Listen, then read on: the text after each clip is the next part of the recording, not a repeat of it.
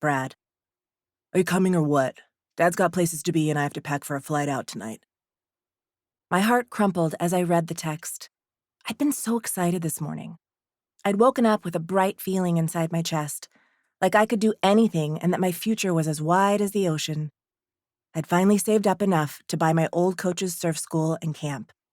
But then, I'd come home after my morning surf class and found my father lying on the floor of our living room, bruised and battered and embarrassed as hell.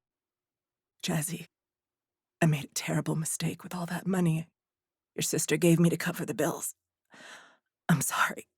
I'm so sorry. You coming in or what? I don't have all day.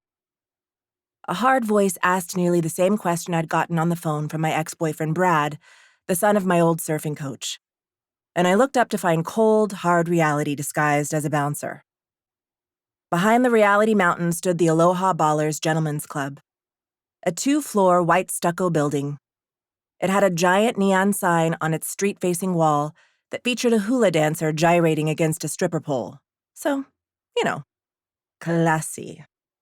Just a couple of years ago, if any of the squeaky clean brands I used to work with caught me standing outside this place, it would have lost me a few sponsorships.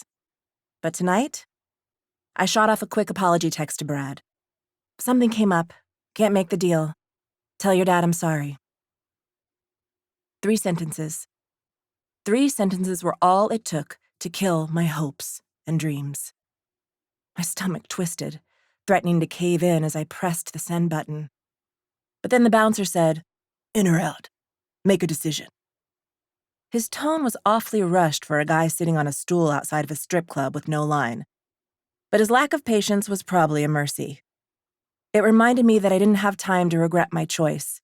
It wasn't even a choice, really.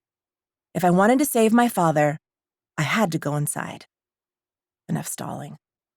I shoved my phone into the back pocket of my cut-off shorts, thrust my chin into the air, and told the bouncer, "I'm here to see Kay Diamond." Hun, me and the guys have been talking about it. This job is so easy. My father didn't even have to send you. We'll handle it ourselves. Just give us the names of the targets, and you can go back to the mainland.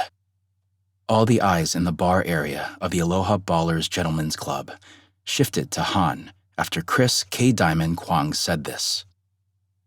Their stares pressing into him like red targeting lasers on guns. The men standing behind Kwong Jr. hovered their hands near their guns in anticipation of Han's response.